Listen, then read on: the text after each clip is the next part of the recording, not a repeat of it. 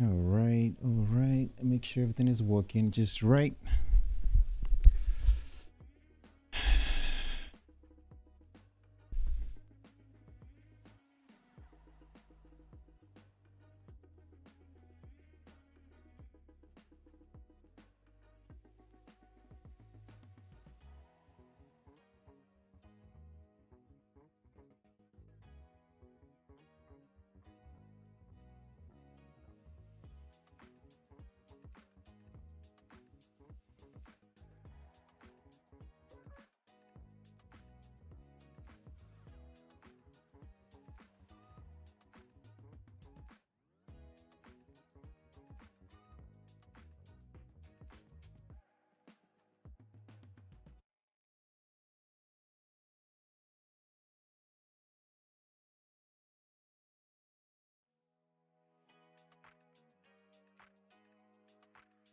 All right. So one of the things I just need to make sure that this is actually broadcasting because I've been playing around with my settings here, and it's not showing anybody joining the live. So I need to check something real quick. All right, looks like I'm live now, so that's great. Good to have you guys. Thanks for joining. The purpose of this live is really to cover some training options, or I'll say if you need to raise loans, or if you need to raise money or become a pilot and you don't have money. I felt like this is something that I get asked a lot by people that want to become pilots, and I think it's worth talking about. I have the time today, and I thought let's talk about this. If you're new here, of course, please feel free to join the to subscribe, and feel free to also ask your questions. I love getting that those questions. That's the way I can really get to help. All right, because everyone has got unique situations, and it all starts with getting to know you, right? Getting to know your situation, getting to understand what your circumstances are, and then that way I can maybe give you some advice on how to go about it. So let me reduce this one here.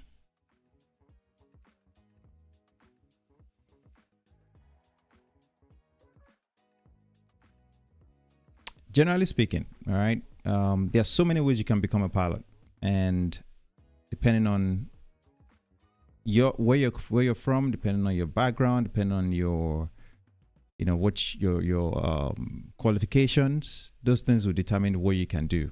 All right, and please, before I get into this, I want to give enough people some time to join. Hey Kumar, thanks for joining. Good to have you. All right, please feel free to drop your where you're from. I'm curious, like what country you're from. If you're in the US, what state you're from. I'm curious to know where most people are tuning in from. I know it's not a lot of people right now. I didn't plan this live well in advance, so a lot of people might not be able to join, but it's great to have you, and I would wish that you stick around, especially if you want to just get some of this information that I have to share. I haven't been in the industry for over 10 going on 14 15 years now. I remember going through this journey myself. All right, so I know how it is trying to get information or become a pilot, not having the money, right? And luckily, my situation was a bit different, right? Because my parents were able to help me out with training, but I know not everybody would have that option. But that doesn't change the fact that I've been able to acquire a lot of information on how people became pilots, whether through those that I flew with in the past, those that I met at flight school. Everyone has got different situations, and they've been able to share that information that I think you guys will benefit from if you're trying to become a pilot. Livono, hi. Can you kindly tell us when you become live so that we can join? That's great. I would, the problem is that my schedule can be sometimes very fluid. That means, it changes often. and I can't always plan to state exactly when I'm going to come live. So my goal is always to, find time and then just do it. All right, find time and do it. I don't trying to plan it out can be very overwhelming, considering I have a lot of things going on. Let's put it that way. But yeah, I understand what you mean. It can be quite frustrating to miss the lives, especially when I can get to answer your questions. All right. Watching from Manchester, UK. Awesome. Good to have you. I'm from Singapore, Southeast Asia. That's great. Good to have you. Baker, thanks for joining. Watching from South Africa. That's awesome. Watching from London, UK. Great to have you guys. All right. Thank you so much. Most of you have already probably, if you've been on this, if you've joined my community, let's put it that way. If you've joined this community for some time, you probably might have seen some of this information in the past, but that doesn't change the fact that I can answer your questions right now. And that's really the benefit of these lives. All right. The other thing also is, when I find new information that I think will benefit you guys, I try to bring it to you through these sessions as well. So I appreciate you guys tuning in from Nepal. Good to have you as well. If you would ask anyone that wants to become a pilot, one question, right? What's the biggest hurdle, all right, that prevents them from becoming a pilot? Usually, money is always, if they will give you 3 reasons why they are struggling to become pilots or why they are unable to become pilots, money is always a big deal, all right? Money is always either the first or the second, all right, reasons why people can become pilots. And it makes sense, right? It's something that is quite expensive, and no one, unless you were born in a very wealthy family, no one has like $100,000 lying around, right? Thank you for your time. Okay, thank you for taking the time to share information and resources with us. That's great. Good to have you. Thanks for joining as well. So, considering money is always a big deal, right? Everyone is always finding ways to raise funds and become pilots. And that's why, again, I have this channel, and really what I talk about on this channel really focuses on, I would say, about 2 major things, right? How you can become a pilot and how you can maintain being a pilot, right? I haven't been making videos on that aspect, right? Because I feel like majority of my subscribers right now are more focused on becoming a pilot. And my goal is to be able to give you that information and different ways in which you can go about becoming a pilot. So let me see here, make sure I'm here. Cool. The first option, all right, that everybody knows about this option, because if you don't have the money for it, maybe you can get loans, right? But there are some pros and cons that I feel like it's often important to talk about, all right? And also it's also important to mention the types that are available. The only thing that I would say about loans, all right, that I can say right now is, when it comes to raising loans, depending on where you're from, this can often be quite difficult, right? You have a lot of people from different backgrounds in which even getting the loan isn't an option. So that can always be a problem, all right? But there are 2 different loans, there are 2 categories, right? The first one is the educational loans, or loans that are designed for people going to like college, and there are loans that are specific to flight training. Now, depending on where you're from, right? Some countries do offer educational loans, while some do not offer educational loans, all right? Because, again, I grew up in Nigeria. I think I say that every time. We don't have educational loans or education loans, and that's because the way the system is set up out there, you kind of have to raise funds for yourself if you want to go to school. There's no government issuing loans or government-backed loans in a way. So that's always a problem. But then the other option is, flight training loans. And usually these are often curated by banks that understand the flight training environment or aviation environment. Now, there are some airlines, all right, some airlines in different parts of the world that would help you secure this type of loans. So that means they will write you a letter and maybe tell you that, give you this letter so that you can take it to the bank, and the bank is able to confidently raise the funds for you, or at least in the underwriting process, and I don't talk about this, all right? I'm into finance as well. So not a lot of times I talk about finance stuff, all right? But I understand how loans work and how they underwrite loans to an extent anyway. So the point here is when you take that information to any bank that understands the flight training environment and how it works, because not everybody, not all organizations understand how flight training environment works, all right? And that's why it's very important that if you're trying to raise loans, you want to go to an institution, a financial institution that understands the flight training environment, to know that, for example, it's not like college. It's not like the typical education loan. And I'm going to talk about the education loan shortly, but I want to focus on the flight training first. So the point here is when they give you this letter or something to state the fact that, you know, if you're done or if you become a pilot, they are likely to hire you or give you a job, then the bank or the institution is able to issue the funds for training. Now, the benefit of going to an institution that understands the flight training environment is that they are able to understand the curriculum and know that even if you got, let's say, $20,000, that $20,000 doesn't necessarily mean it's going to cover all your training, right? Or maybe if you got $50,000, that doesn't mean that it will cover all your training, because it all depends on so many factors.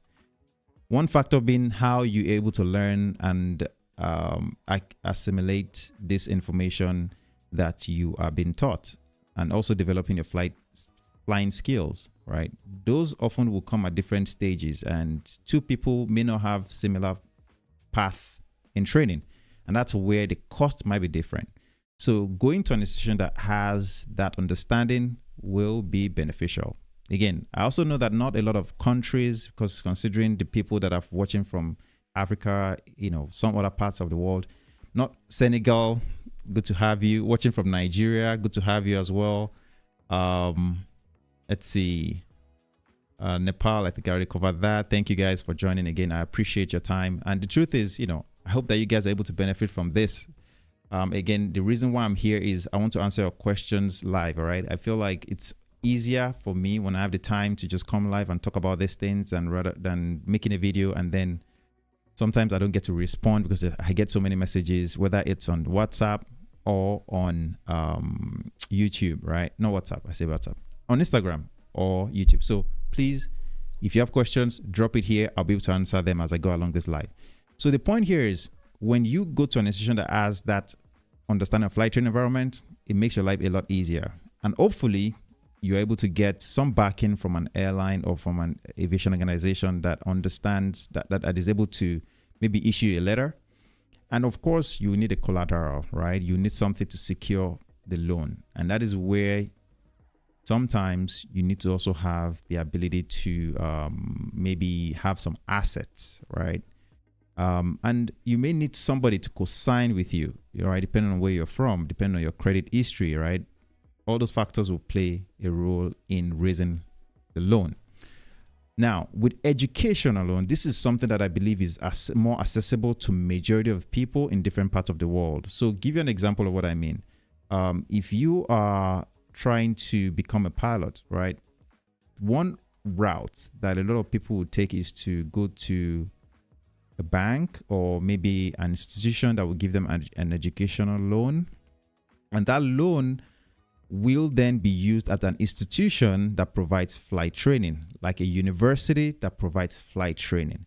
And this is where you need to be able to, of course, again, that means you'll be getting a 4-year degree. So that means you have to be committed to going to school and doing flight training. That can be a little bit challenging because you're doing two things at the same time.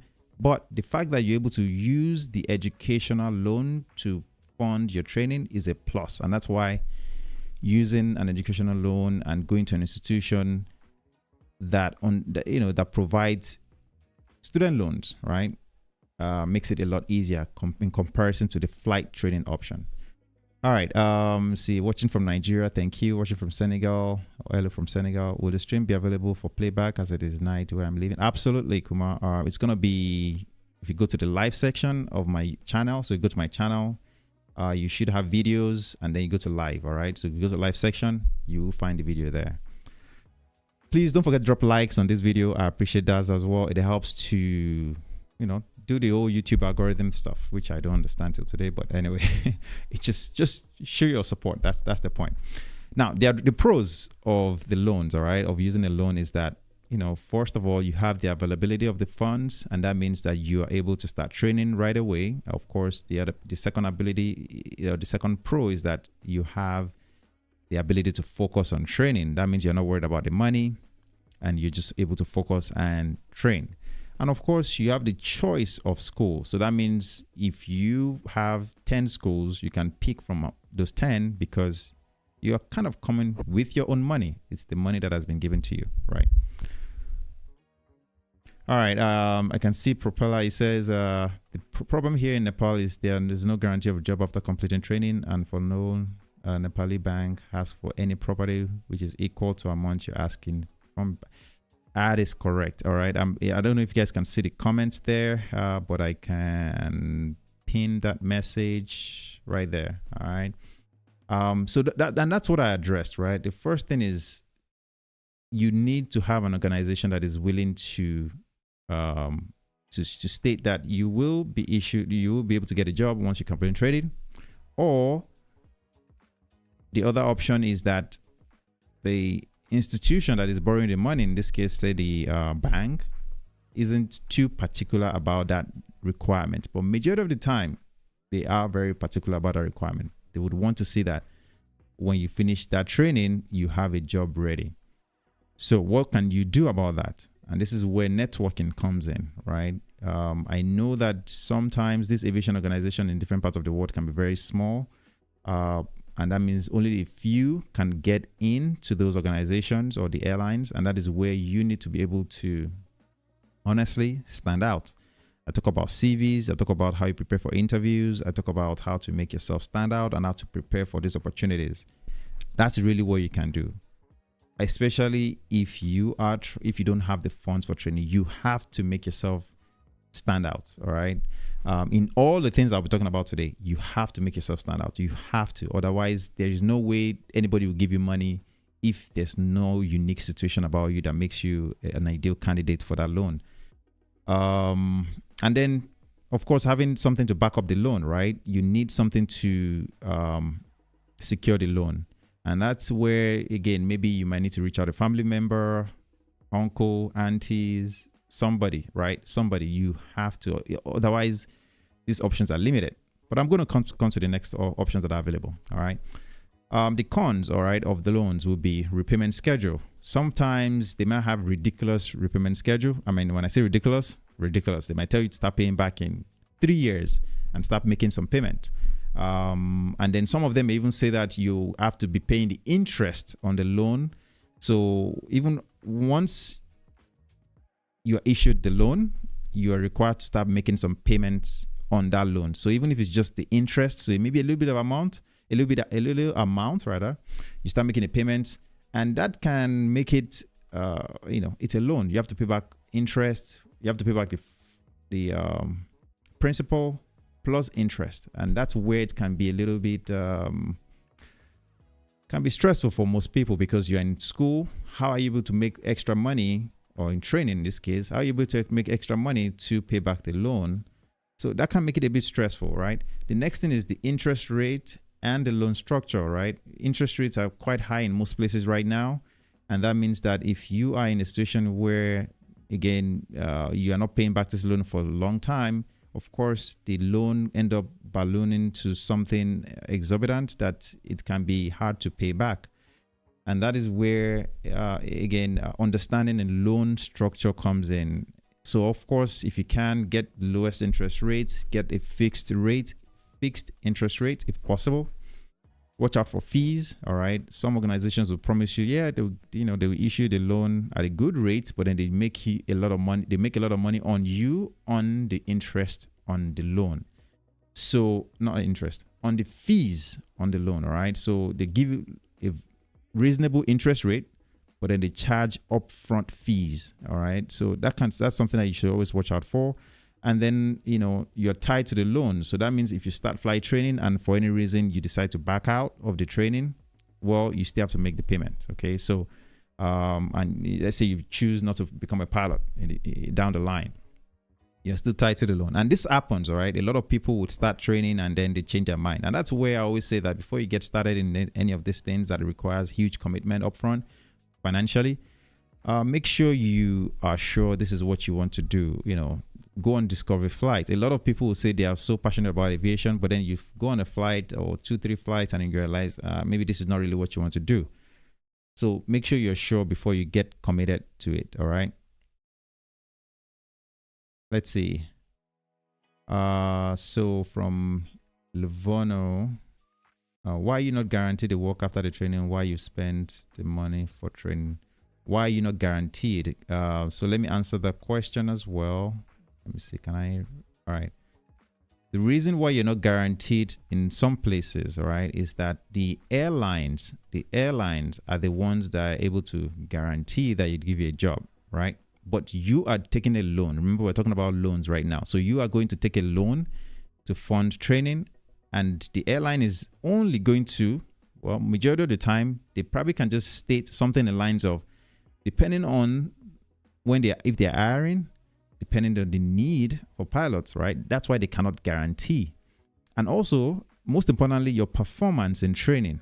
They cannot state how you would perform, right? So they're just giving you a letter stating something in the lines of, if you complete training, you are on the line to be interviewed. All right, that's what they would usually say. They guarantee the interview. They don't guarantee the job. Does that make sense, right? So they'll guarantee the interview, that if you get all the requirements and you're qualified to show up for the interview, they will give you the interview, but depending on how you've performed, depending on the qualifications you've been able to acquire during training, how you perform during training, how you perform during the interview selection process, then they will make a determination if they will hire you or not. But to the bank, going to the bank, they are just stating that they are there to give you the opportunity to interview. That's usually how they put it. They don't guarantee a job because they don't want to be tied to it as well, right? All right. From SGX Propeller, too many pilots and less aircraft in the country. That's a good point, right? Let me pin that one. That's correct, all right? That's also a problem. And that is where I always tell you guys, right? I always say this. Understand that sometimes you have to position yourself for success, all right? You have to, and I'm going to repeat that. You have to position yourself for success. If you're in a place where there's limited opportunity, you have to leave to a place where there's more opportunities, right? I have to be honest with you. A lot of people will become pilots, go back to Nigeria. If you're from Nigeria, I'm from Nigeria, I grew up in Nigeria, right? Go back to Nigeria and they cannot fly. Why? Because in order for you to get a job in my country, my origin, well, I'm a US citizen now, but in Nigeria, when I was there, in order to get a job, you have to know somebody, you have to be able to kind of dance around the bush to get a job and all this stuff, right? Whereas, you know, and don't get me wrong, some people still got a job just by applying and all that. But the majority of the time, you have to know somebody. Your dad has to be a politician and be powerful and be influential. When majority of the people that are applying are just common people, right? So it's so important that if you want to achieve that success that you deserve and you want that opportunity, you have to position yourself for that. You know, that's all I can say about that. All right, moving on. You're tied to the loans, like I mentioned already. And then the last point here, which of course, these are just pros and cons that I've put together. But the point is, it can be hard to get approved for flight training. All right. It can be hard to get approved for flight training. I'm talking about getting a loan to fund flight training. It can be hard. Like somebody has mentioned, one, you need a bank wants to get to have that guaranteed, statement from an airline. The airline, on the other hand, cannot guarantee that they will give you a job, right? But they may state something in the lines of, hey, we're going to give you an interview, but it's not a guarantee. So that's one problem that the bank or the financial institution might see. The other thing also is that the financial institution may feel, well, they might not understand. I think I already covered that already. They might not understand flight training environment. They may think, oh, it's just going to be, it's like, they might think it's like college, right? University, where you pay a certain tuition and then that's it. With flight training, it's totally different. So because they don't understand how it works, the phases of training, they just don't want to underwrite it. They don't want it to go through underwriting and approve it at all because they just feel like They don't understand it. And that's the thing. It's a very limited niche industry, and you don't have the skills you'd acquire aren't skills that you can use any other place, right? If you become a pilot and you learn how to fly, that's it. You just learn how to fly. You don't use that skill in like any other place. Does that make sense? The license is only applicable to flying. Unlike an educational loan, right? Where you go to college, you get a degree. Your degree, you can use it in finance, you can use it in technology. You know, it can work in different industries, right? Depending on the degree, of course. But the point here is that's where loans can be an issue. All right. Let's see. This is Eduardo.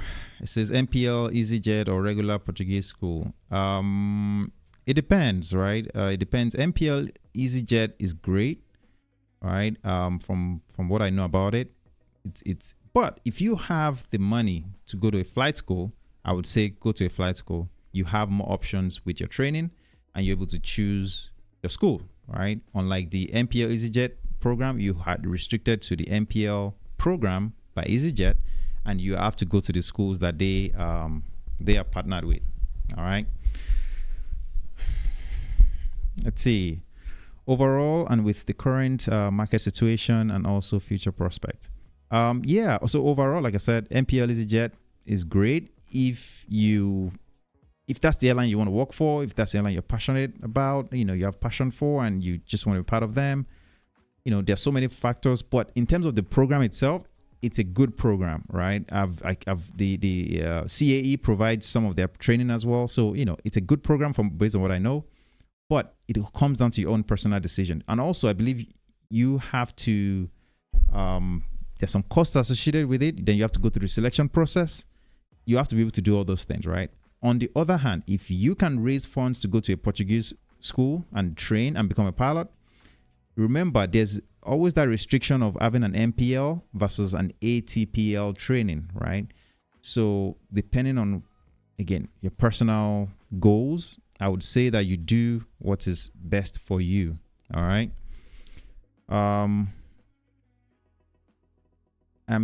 Texas 62 and working on my PPL. My preference is to work as part 135 or 91. Will I have a difficult time because of my age? This career is career 2.0. That nice. I like that. Thank you again, Roger Marine. Thank you for joining. So here's the deal, right? When it comes to age, I think a lot of times it all comes down to medical. A lot of airlines, especially considering not airlines, you said part 135, part 91. A lot of organizations in those areas that operate in those areas anyway, they are more on somebody that, how will I put it? You have to be able to do the job. That's really what they care about, right? And also because of your age, it can actually be an advantage. The reason being, they know that when they hire you, you're likely to stay for a very long time. So that can be an advantage. You're not looking to go to the airlines. You're not looking to just get your hours and move on, which is usually the problem that they deal with younger folks, right? Guys in their 30s, 40s. They know that those people are usually looking for the hours, whether it's jet time, whether it's PIC time, and then they move on to the airlines where they make, maybe they have better schedule, and they're an airline pilot and stuff like that. But for someone like you, they know that you're there to stay for a long time, and as long as you're medically fit and you're able to do your job, they're happy to have you. So in my opinion, and considering it's a 2.0 career for you, and I'm sure this is something that you really want to do. It's not something that you're trying out, right? Go for it, and just network. That's what I'll say. Because when it comes to part 91 jobs, part 135 jobs, a lot of times you get those jobs through people majority of the time. And like I said, your age can be an advantage in this situation, definitely. And a lot of airline pilots that I fly with, all right, that are going to retire, 65 currently, most of them are actually planning to go into 135 or 91 once they are done. So that's to tell you that even people that get to 65, as long as they are medically fit and they can do the job, those people get hired. But the only advantage those airline pilots would generally have, okay, is experience over somebody like you, where you're coming as a 2.0, as a second career. So your experience can always be can always be the area where you might they might prefer somebody that is, that's more experienced over you. But that doesn't mean that your age is the problem. I hope that makes sense. Your age is not the problem. Usually it might be the experience, and especially depends on the kind of type of operation. If it's like a single pilot operation, all right, in a pilot 135 or Part 91 type operation, then it can be, they generally would want somebody with a lot of experience. But again, I don't want you to take that as a no, not to proceed. I want you to take that as a reason to, build network, build on your experience, and I'm sure you'll be fine. All right. Moving on to the next question here. I think I can only become a pilot if someone could help me financially. Then I'll return back money after I become a pilot. Yeah, everybody wants that, right? I have to be honest with you, XJX propeller, right? Everybody also wants that kind of favor, right? And that's where, unless you know a rich person that is willing to do that, majority of the time, you don't just come across people that will willingly do that. Flight training is expensive, $70,000 or so, somewhere there on the cheap end anyway. You don't come across people that would do that for you willingly. And that's where, the things I'm talking about comes into play. All right, moving on to the next point here. Military, all right? A lot of you, whether you're from Nepal, Nigeria, a lot of people that I've met, all right, actually became pilots. Even in the United States, by the way, a lot of them became pilots through the military route. Very, very cheap. But when I say very cheap, in terms of the cost to get in, right? It's all about the commitment. It's all about the ability to get through the selection process, to stand out, things like that. Especially on some of the things I'm going to cover shortly here. You see what I mean. But the point here is, military is always an option, no matter where you're from. All right. As long as you're willing to make the commitment to it. All right. So there are military branches that we can talk about: Army, Navy, Air Force, Coast Guard, Reserve. So many branches of the military, depending on where you're from in different parts of the world. And all these branches, we generally operate an helicopter, a plane, a jet, what do you call it? Not private jet. I don't want to say private jet. But the point is, they will definitely have different, assets that flies, right? Whether it's an helicopter, jet, cargo, military cargo, right? So there's so many areas in which you can get to fly, and that's where they train you to become pilots. So you have to think about it. Thanks, Tom. Good to have you. New setup. Yeah, it's so funny, right? All this, I've always just stuck with my plain background all this while. That was intentional, because none of this is new. I've always had these things. I just decided to put it together and change the setup. I got tired of looking at the wall. Sorry, let's continue. So you have all these military branches that you can be part of, and you would have some benefits to it as well, right? Apart from pay benefits, you have healthcare benefits, right? You have all those things that comes with it. Discounts, right? Depending on the country, get a lot of discounts and things like that. But, the pros here, the major pros that I mentioned are guaranteed job. You're guaranteed a job, right? At the end of it. However, I'm going to cover something shortly. That job, you don't know exactly what it's going to be. Sometimes you go in joining the military that, you want to fly F-16s, but then you end up flying helicopters, right? Or you end up on a different plane entirely. Maybe you're flying the C-140s or C-130s, right? C-130s and things like that, or a tanker, right? You end up in those areas based on so many factors that are beyond your control. And that is where you need to have that open mindset. But the good thing is you're flying, hopefully, right? Hopefully you make the cut, because usually they assign these roles and duties and, the airplane you fly based on how you perform on the assessment and how you perform during flight training. So, but the point here is hopefully you get trained, you become a pilot, and, I'm going to cover something shortly about military. The next thing that comes in line with that is it's government funded, right? So you don't have to worry about paying back any loans. And you have mentorship programs through the military, right? So that means they can guide you on how you can transition from the military to the world of aviation. That means flying professionally, whether you want to go into the airlines, you want to go into the private sector, those options are there, and the military is there, and they're able to fund you. I mean, support you rather through mentorship and stuff like that.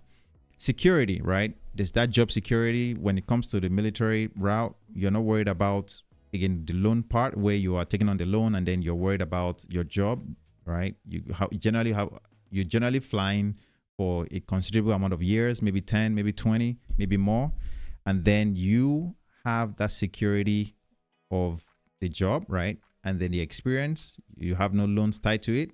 There's something required though, commitment, right? That's a big part. And then provisions are made for those unable to live or work within the country. So for example, I know a few friends of mine that are from Nigeria, South Africa, well, again, Kenya.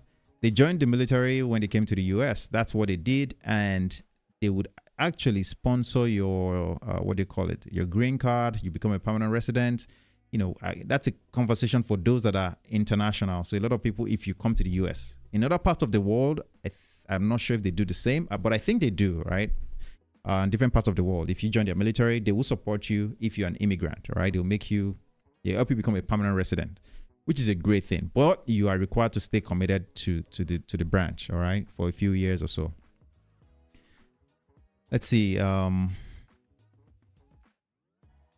you study? This is from Livono. Can you study aeronautical engineering in college, or it needs flight school? You can study aeronautical engineering, all right, in college.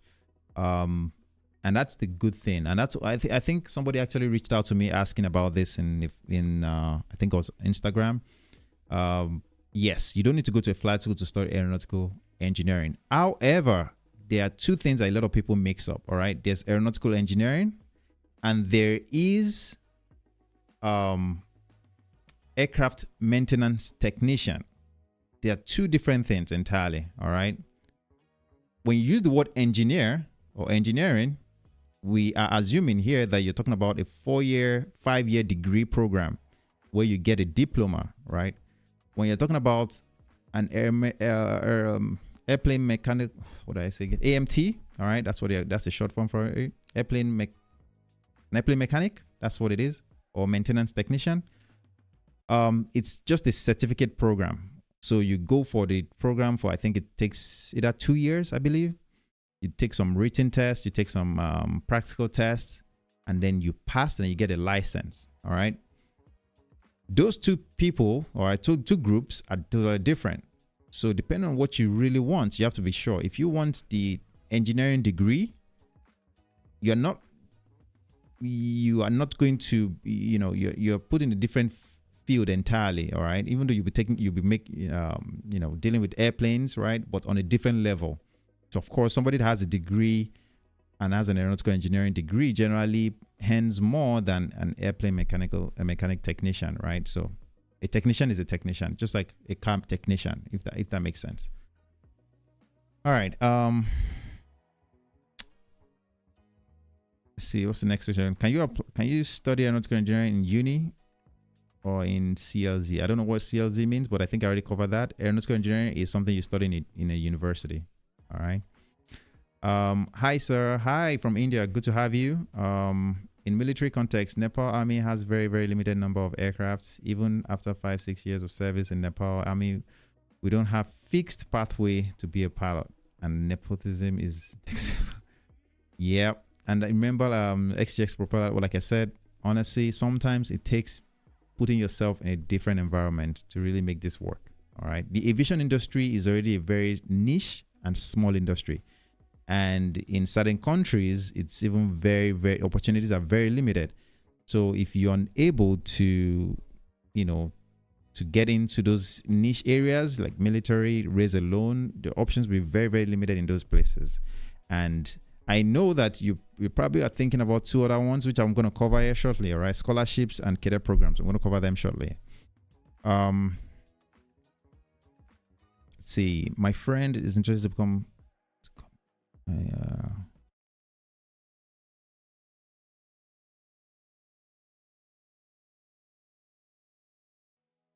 I'm just reading the comments here, trying to see if anyone has got a question. This is from Marine. Okay, I believe you're replying somebody. Check out the following link ERAU. Yep, perfect. Yep, Bachelor of Aerospace Engineering. Great. Thanks for sharing that, Roger Marine. Thanks for sharing that. I appreciate it. All right. All right, cool. Let's move on.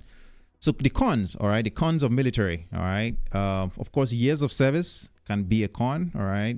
Majority of the time, the people that I fly with, they've been in they flew for the military for like 20 years. So they're usually like Roger Marine, right? They're usually 2.0 type people where they've had the first career and now they are moving into their next career of flying professionally as at an airline, and that has its pros and cons, right? Especially if you want to fly at an airline, you know, you're most likely in your 40s, a bit much older. Some people are in their 50s, or generally it's always in their 40s, most of them.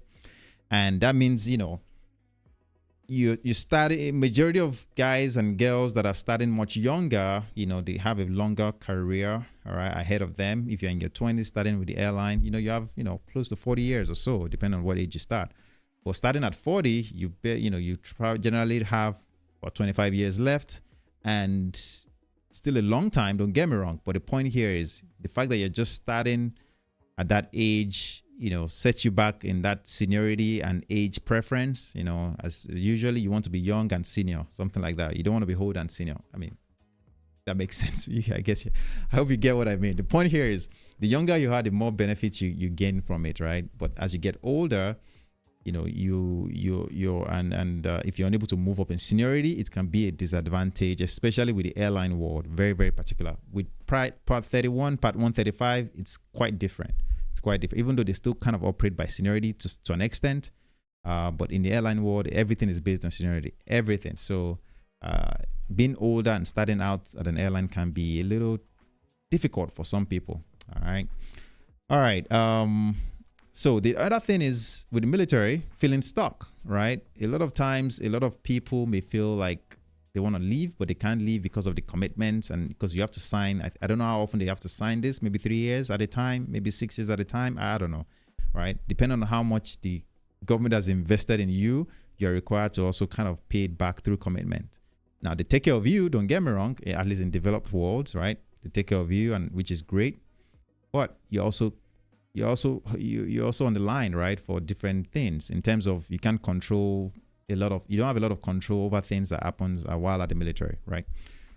Specific duties and roles are not guaranteed. Like I mentioned earlier, if you join the military thinking you're going to fly the F-35, right, you might end up flying the Apache, or you might end up flying the C-130s, or, you know. So the point here is you can't really dictate what you do when you join the military.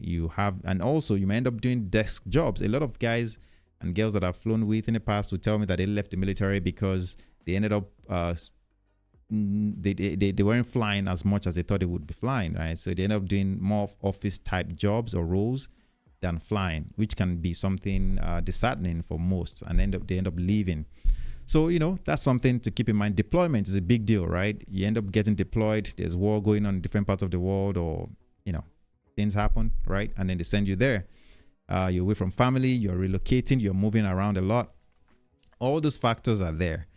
Then you have, of course, difficult selection process. That's there as well. It's quite competitive. A lot of people want to become pilots when they go into the military, and they choose the best of the best to fly. Especially the better you are, the more your chances of getting a good plane or being selected on being given a good role. Let's put it that way. And of course, the lifestyle that comes with being a military person, right? If that's not the life you want, you may struggle dealing with that. So those are the things to keep in mind with the military option. Oh, let's see.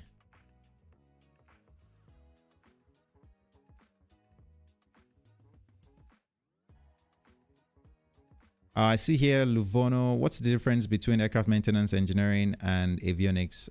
So the avionics aspect is more dealing with the tech on board. Think about it like, think about a car, right? You have avionics system in a car as well. The navigation system, the touchscreen, the display, all those things, and how all those things integrate with the airplane, right? Or with the car in this case. Now, with an airplane, the avionics guy is the person that takes care of the equipment on board, whether it's the flight instruments, whether it's the navigation instruments, doing all those tech related role. Now, usually most airlines will train their maintenance technicians to be able to handle those avionics role. Otherwise, it's like you're trying to hire two different people to do similar jobs, right? So the maintenance technician can still end up doing those jobs. So that means they are trained to be able to do those things. But in building an airplane, right, like Boeing, Airbus, there are specific people that manage, and that will require you to have a degree. I'm talking about people that actually design these avionics systems.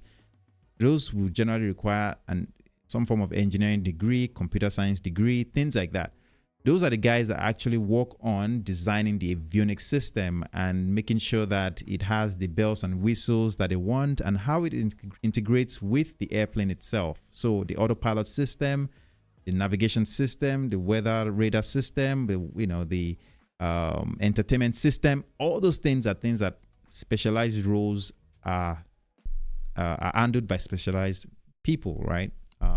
So I hope that makes sense. So the point here is there are two different things.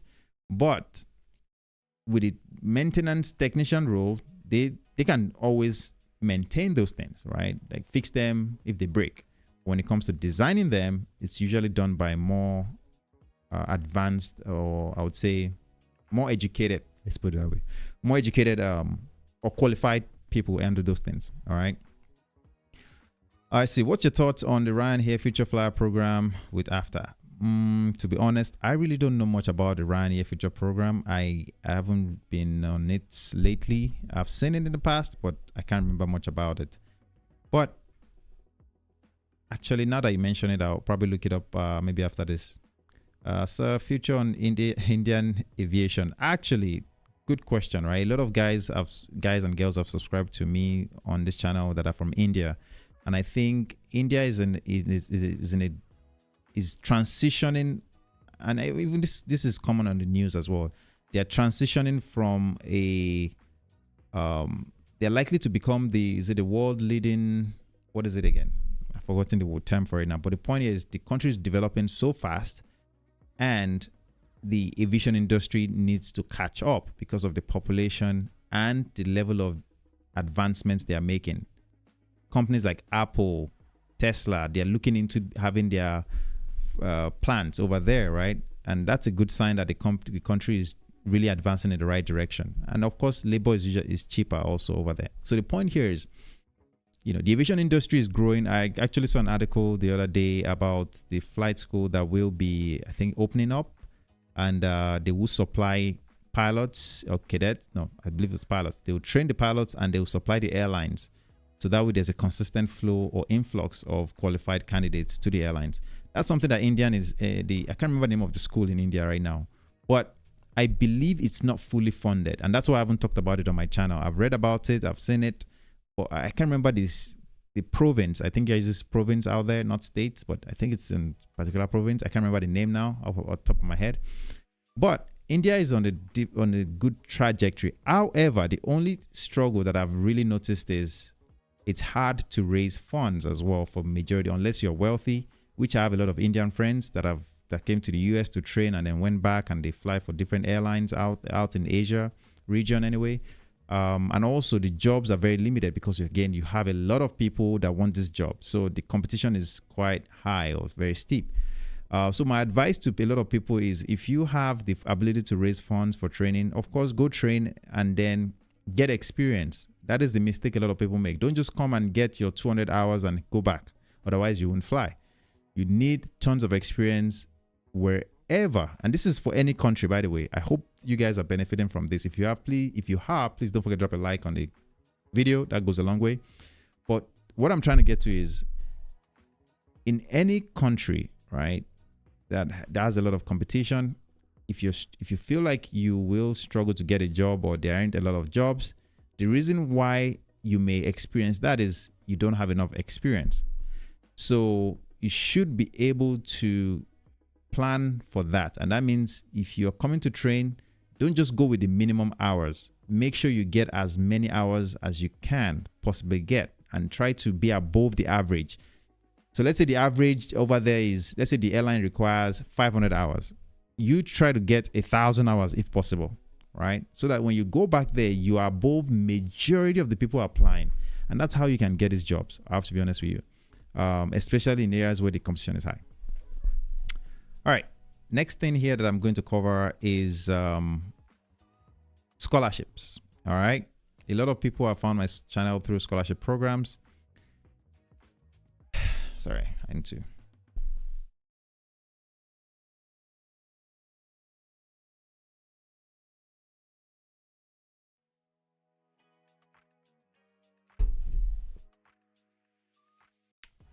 All right. Scholarships, really.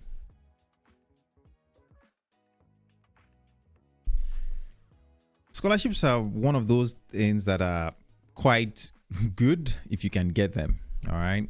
And you can. It's just that they're very limited in specific areas. And I'm going to cover that shortly. All right. There are two types of scholarships that are available. You have the fully sponsored scholarships, where they will actually cover your training, everything from zero to hero. Right.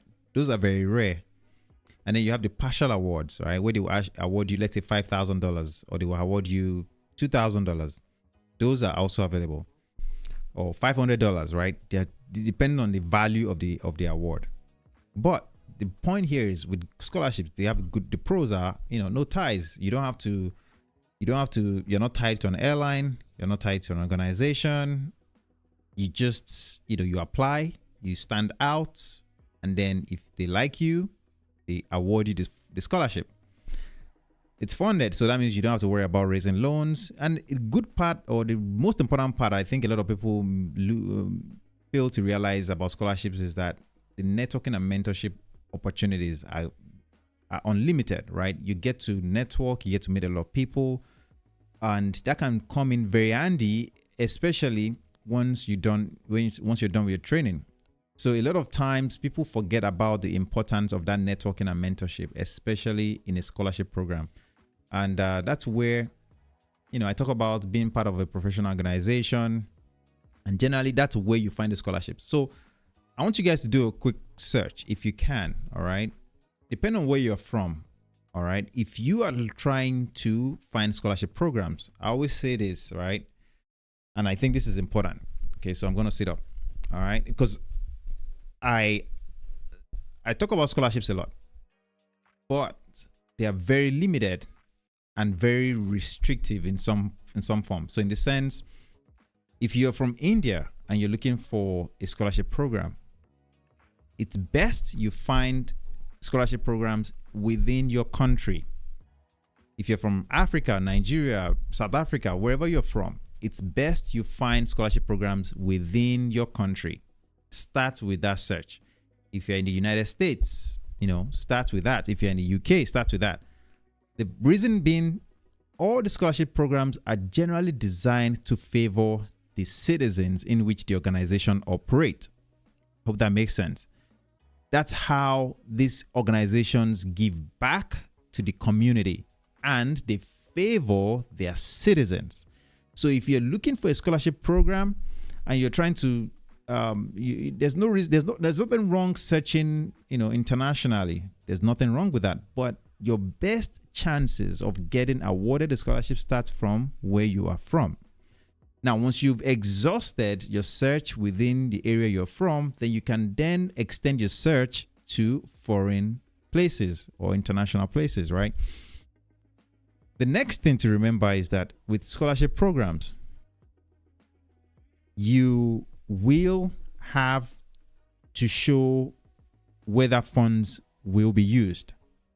And this is where, again, a lot of international students can be at disadvantage, all right? Because if you are not in a flight school already, if you haven't applied to a flight school and you're not currently working on your training, well, they see your application. Yes, you want to be a pilot, and yes, you're lacking funds, but how can I trust, all right? Let's just assume I'm the one looking at your application and say, how can I trust that if I give this guy this money, he's actually going to use it in the country he's in, right? There's no way I can really do that due diligence. And these organizations need that due diligence aspect for these scholarship programs to keep getting funded.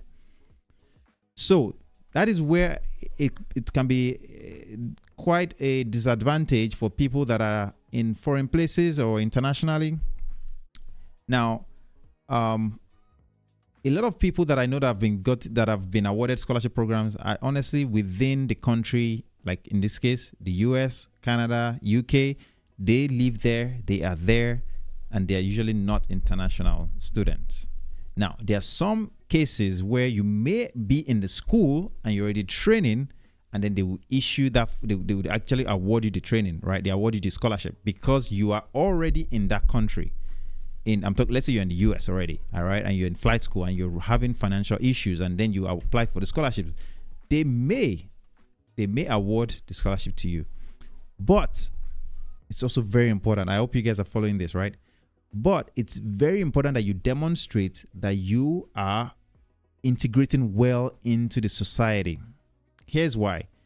No organization will want to fund your training and then you leave, right, to go back to your country, because then they haven't benefited the society, because you just took that cherry and ran away with it, if that makes sense. And that's where a lot of international students, even in foreign countries, they have great stories, they have great achievements, they may still not get awarded the scholarships for this reason. And that is where I always encourage you, before you put all your hopes on the scholarships, you have to really critically think about the situation you are in and see what are the advantages, what are the benefits you are bringing to the table. Because at the end of the day, the goal of this funding is to make the society where that organization operates a better place. Because guess what? Those people that are making that place better are the ones that will continue to fund such scholarships in the future, especially if it's influenced their own life in a good way, in a good light. I hope all of this makes sense. If it's making sense, please don't forget to drop a like. Don't forget to just, put something in the comment section to let me know that you guys are following this, all right? Because this is why I sometimes hate lives as well. As much as I can see your comments, they are great, but I can't always tell how carried out or how you guys are, following along with what I'm saying, and I'm not just talking to myself. Anyway, I hope all of this makes sense, all right? So let's move on to the next point here. The cons of scholarships, all right? The cons would be, highly competitive, of course, rigorous process to get through it. All right. You have limited to certain regions. All right. So like I said, if you are in some parts of the world, you don't have a lot of scholarships available to you. That can be, thanks, Patel. Thank you very much. I appreciate that. All right. I want to know that you guys are following and I'm not just talking to myself.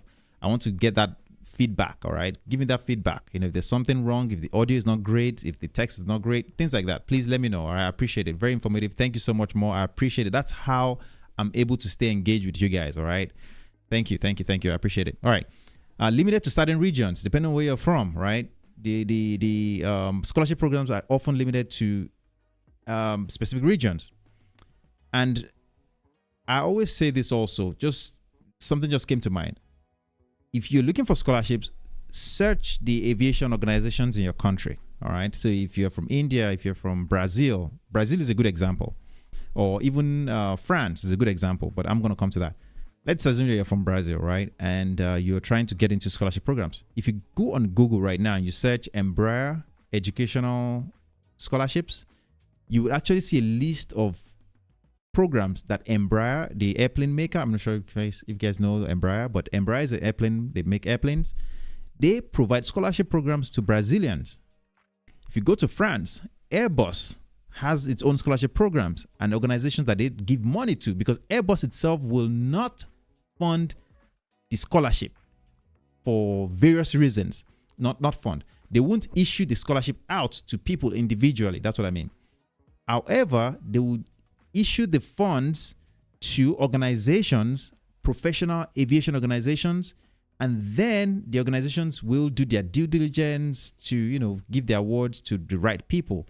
And that is why, I hope this is I can't tell how many points I've given about why you should be part of an organization, all right, aviation organization. Because when you are part of those organizations, they are able, all right, you're able to get those type of scholarships, all right, because you're part of them. On the other hand, if you're not part of the organization, then You don't get to know this information. All right. I think membership requirements is the next con. All right. Now, what do I mean by membership requirements? Most of the scholarships will often require that you are a member of the society or member of the professional organization, and that membership will always come with dues. Maybe, you know, in the US, some of them range from $60 to $100 and something and even more, right? And in different parts of the world, there's always some dues that you have to pay for. But I want you guys to think about those dues as benefit, as an opportunity to network, opportunity to meet people, opportunity to get those scholarships, opportunity to make yourself better, opportunity to get inside information, right? So the $60 membership or $90 membership that you're paying, or $120, whatever the amount is, right, is if you really use that information or the resources that it provide, it's going to pay you back 10 times. And I'm being honest about that. It's going to pay you back 10 times as long as you are willing to do the work, right? Nobody's going to come give you this money. And I think I want you guys to understand this. Nobody's going to come give you like, hey, take, this is $5,000 or this is $10,000. It doesn't work that way. You have to stand out in the process. You have to give yourself the opportunity to stand out. So I hope this makes sense. So if it requires you to be a member, pay for it and start networking, start meeting people, start going to the events that they hold if you can. That way you get exposed to the industry. The more exposed you are, the more exposure you get, the better your chances of becoming a pilot. It's so easy. Honestly speaking, a lot of times I've heard stories of how this person, let me tell you a story. A friend of mine became a pilot, not because she had the money, not because she had some excellent qualifications, but it's just because of the network that she made, right? The network, in this case, the person that she met had an airplane, this small airplane that they can train with. And the person was like, you know what? I'm willing to let you use my airplane as long as you pay for the fuel and you pay the, like some maintenance, minor maintenance stuff, but I won't charge you an extra on that use for the airplane. So for example, if you go to a flight school, right, a flight school will charge you, X amount for fuel, X amount for maintaining the airplane, then they will charge you just the service to provide the airplane service and all these extra charges. So at the end of the day, you're paying like $200 an hour, $300 an hour, right? But imagine somebody offering you an airplane and says that, you know what, I'm not going to charge you because it's my airplane. You just need to find an instructor. So you pay the instructor yourself, you pay the fuel, and then you pay for the maintenance aspect of things. So minor stuff, right? And that's how she was able to get started with her training. Now, the person, of course, couldn't complete it. She didn't complete all the phases of training, like, private, instrument, commercial, not on that airplane, but at least a significant number of hours was gotten towards a private by using somebody else's airplane that somebody was just willing to let go. How did that person get that opportunity? Through networking, just knowing the right person. And I cannot emphasize this point enough. All right, so let's move on. The other con of scholarships, all right, is that, and maybe I can say, in as much as it relates this as cons, they can be pros, right? I hope that makes sense. So the next one is the cons is that, of cons of scholarships, that it doesn't cover all training, right? So for example, some of these scholarships will only issue you $1,000, right? Of course, that's not going to cover all your training. Some will only award you, $2,000. That won't cover your training. And that's where, you have to have some ways to raise the rest of the funds. And you can't always depend on scholarships. Now, with that said, I want to also mention important areas of scholarships. Government scholarships, non-profit organization scholarships exist. Institution like college, universities, right? Colleges, they provide scholarships. I'm thinking about other one. Cadet programs, all right? Not cadet programs, actually. I'm going to talk about cadet programs shortly, but there are other facets of like Civil Air Patrol. I'm thinking about other organizations out there that provide this training for clubs, all right? Where they will sponsor or give you a very discounted rate to become pilot. These are options out there for you.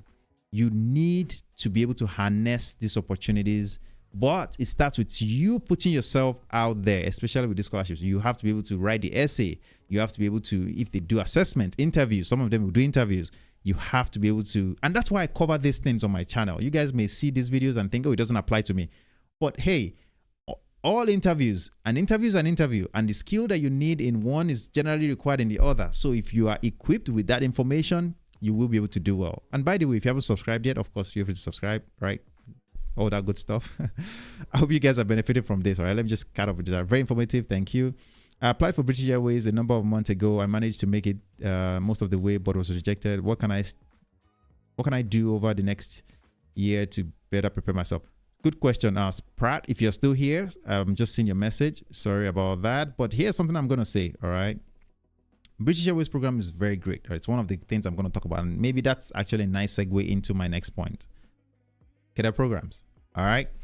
I talk about the cadet programs a lot because a lot of them have actually been happening back to back. But to answer your question before I move on, all right, how do you prepare yourself for these opportunities? I think about I think about myself, right? When I'm preparing for an opportunity that I truly desire, and I'm assuming that you truly want this opportunity, you're willing to do whatever it takes. So here's something I'm going to say to answer your question. What do you believe you're willing to give in order to be part of an airline like British Airways, right? How much work are you willing to do to be part of an airline like that, right? Or to get selected in the program? Now, if I may ask you, how long, what phase did you get to before you got rejected? I would like to know that information as well, because, you know, depending on every phase of the selection process do require certain skills, knowledge, and capability, right?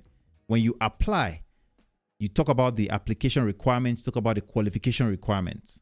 You talk about your CV, you talk about your motivation letter, right? You talk about going through just answering the basic questions that they ask you, right? The application process itself. So that's the first phase. The next phase to that would then be those assessment that you do, right? SJT, check and test. What's the last one? The math test, right? All those things definitely require different aspects. So depending on what stage you get to, then you move on to the flight school area, which, you know, that's where most of them are right now. The point here is, if you truly want this opportunity, right, you have to give what it takes.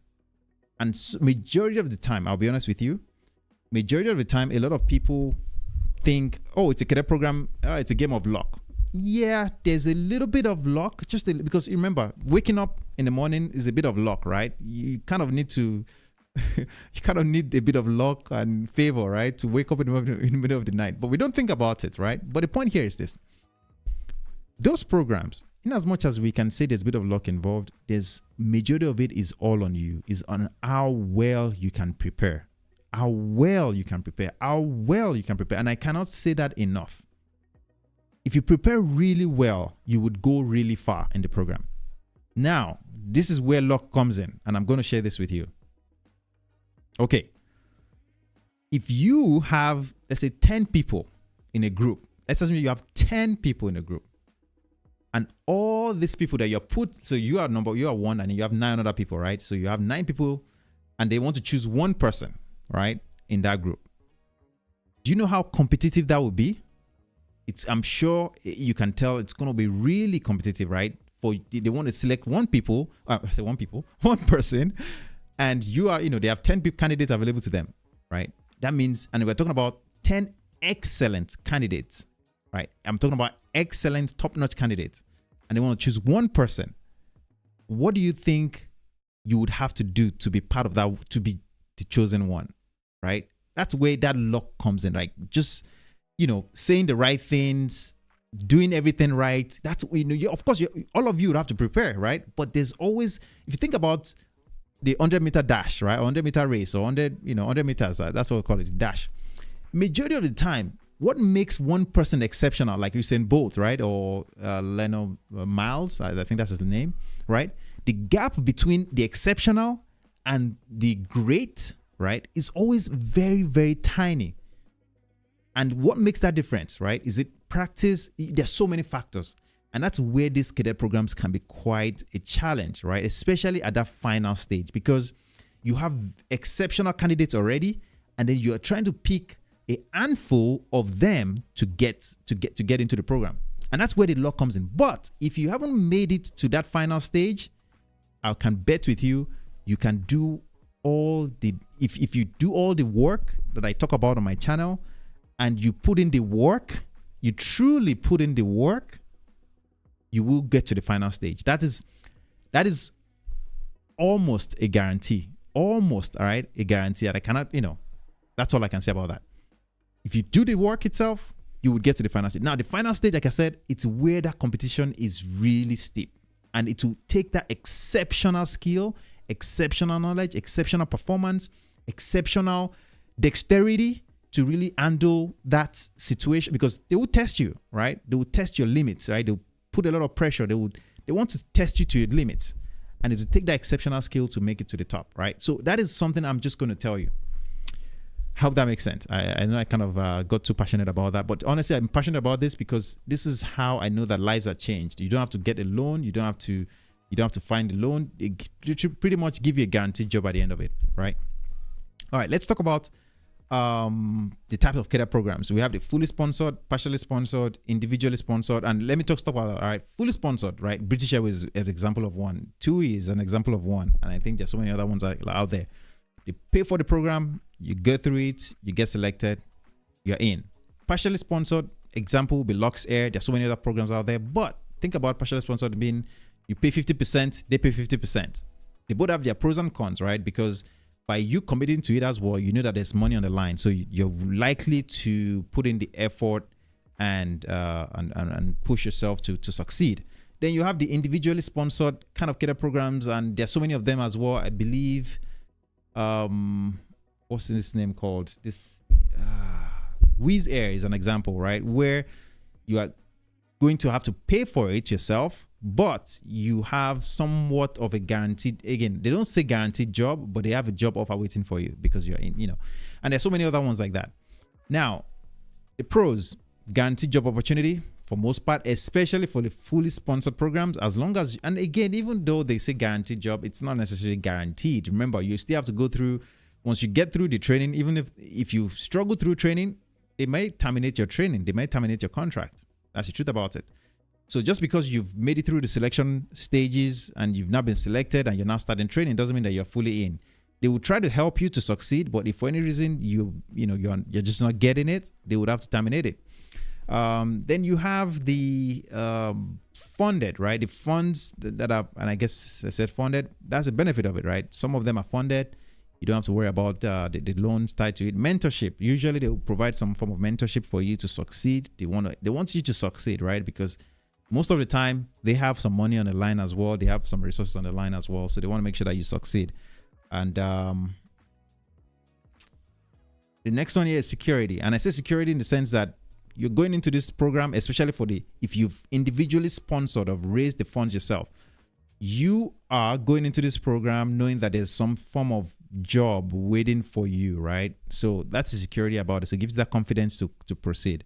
Now, here are the cons, right?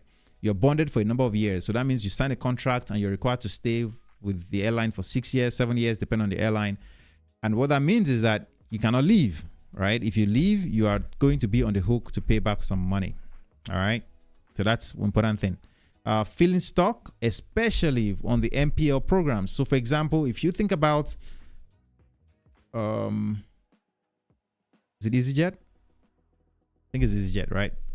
No, not EasyJet. TUI. TUI is an MPL, right? Although they are going to pay for your training, which is great, but because it's an MPL program, in order for you to get the ATPL that is not related to an MPL, that means if you leave the airline, all right, that's just best way to put it. If you leave the airline to another airline, your license can somewhat be insufficient. You may need to go for additional training, and it just means that these extra steps you have to take. On the other hand, if you have an ATPL, that is an actual ATPL, then you can leave to any airline and you just go through your training and you get through. But an MPL is generally restricted to the airline that you trained for.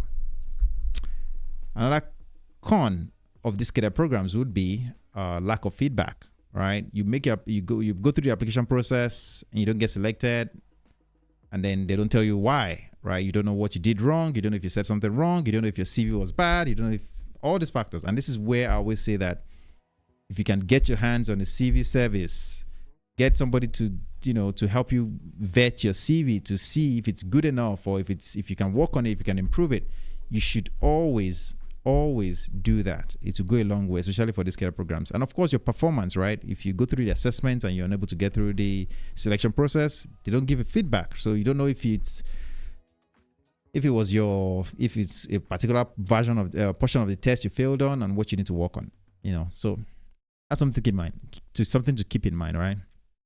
Limited selection of schools or flight schools, to be specific, or location. So, for example, you have to go to the school that is approved by the airline. Otherwise, they won't fund you, right? They won't support your goal.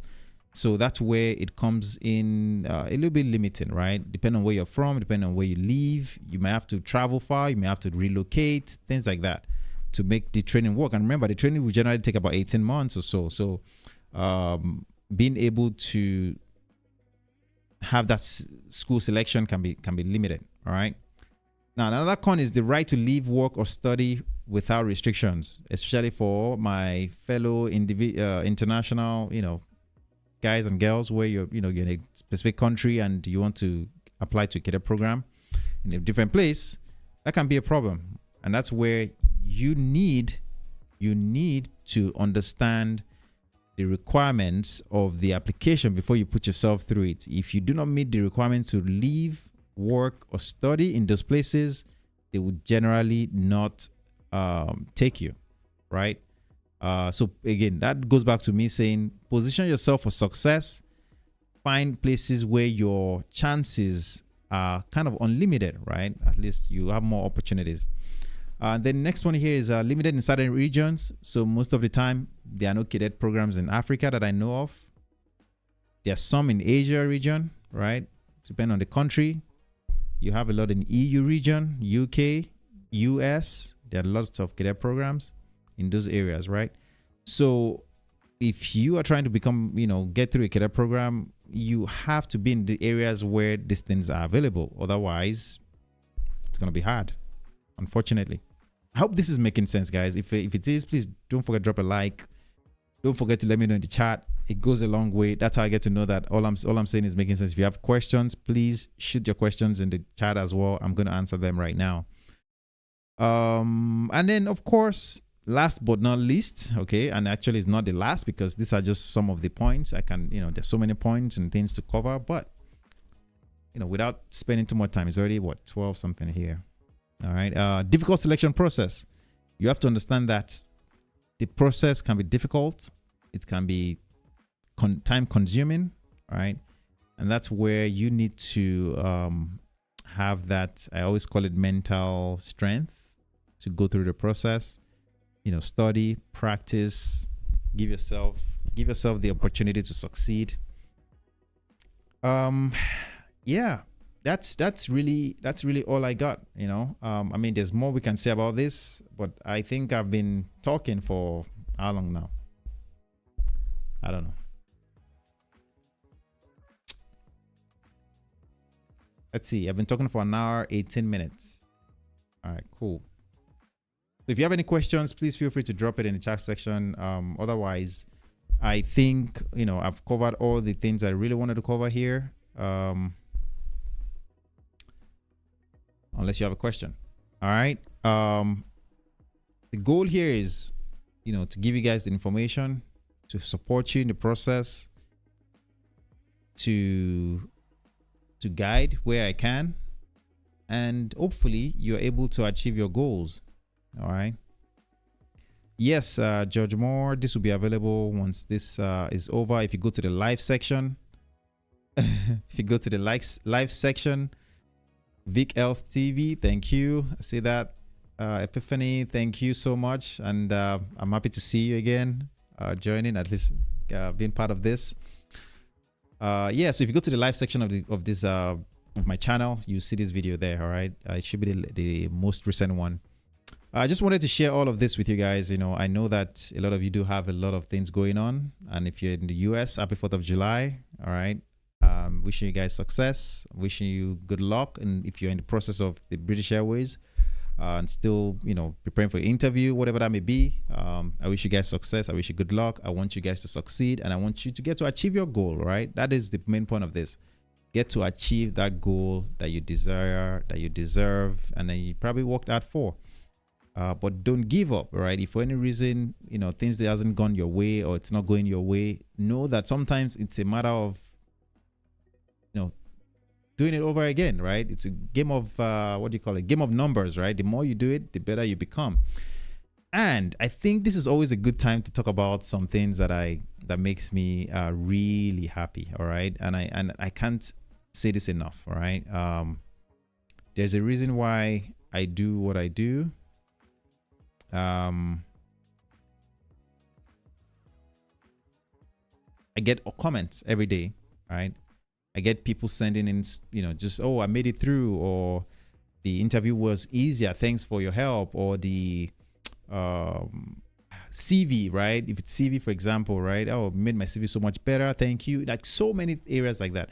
And the most important thing, right, is realizing that someone is starting their training. Or some, like for example, somebody sent me a message like 3 days ago. Oh, I just got my private pilot license. You know how delighted I was, or how glad, you know, gladdens my heart to just see that, like, wow, this person became a private pilot because of the fact that I literally, when this person and I were talking, he had no clue on how to get started. He was not sure of how to get started. He was confused. He had so many questions. And we sat down, we had, you know, Zoom calls and talked about these things and laid out a plan for him, and he stuck with it. And now he's a private pilot. Now he's going to work on his commercial, right? The point here is that makes me happy. Why? Because the person is doing what they truly want.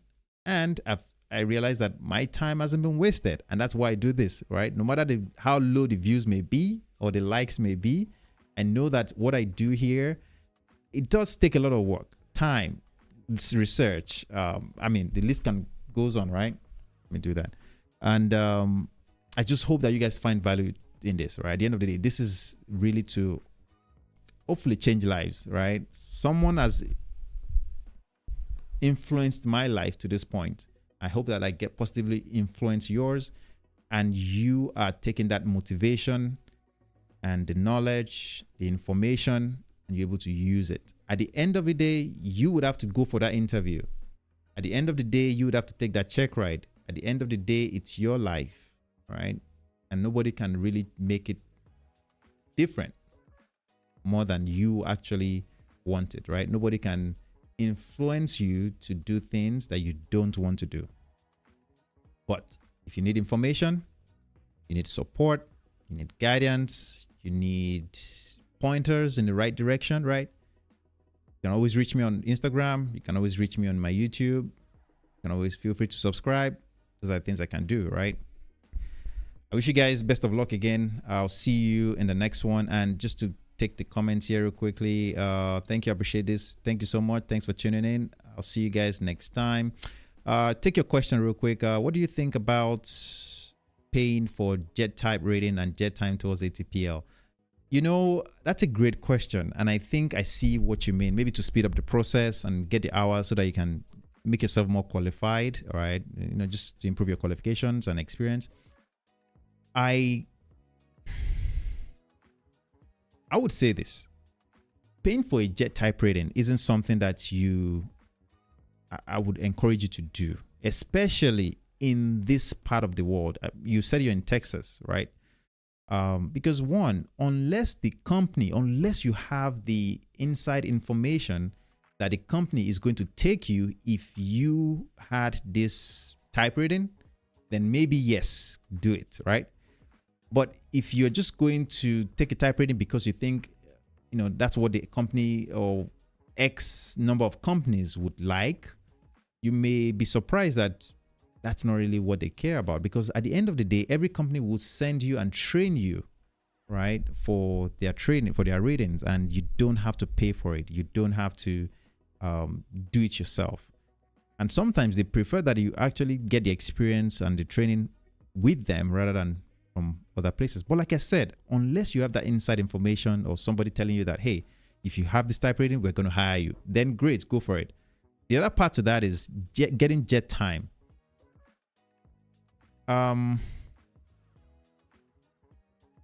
It depends. All right. I wouldn't want you to pay, but that's coming from my own perspective. All right.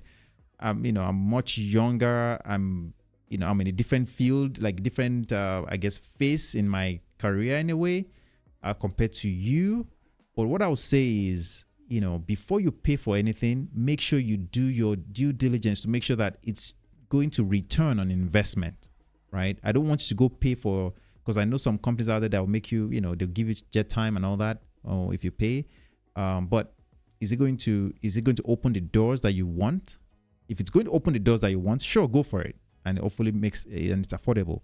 But if it's something that is kind of expensive, I would say that you proceed with caution, because you go for it. What if it doesn't change the outcome for you, right?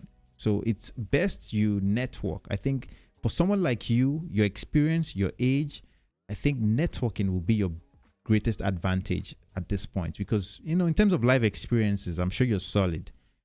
In terms of aviation experiences, that's where you are likely lacking, and that's where you would need that networking to get more information on, okay, I'm talking about networking with people that are in areas you want to work. So for example, if you want to work in Part 91, find companies that hire Part 91 pilots, right?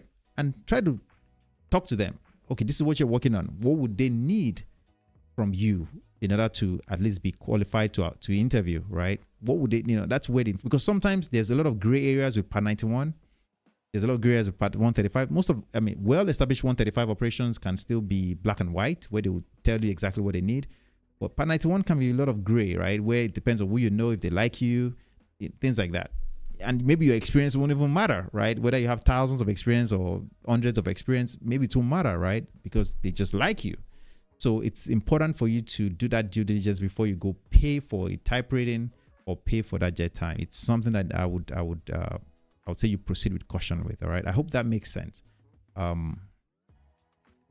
hope that makes sense. Again, I wish you best of luck. I wish you all best of luck. I am going to wrap it up here so that this doesn't get too long. Wish you guys a great weekend.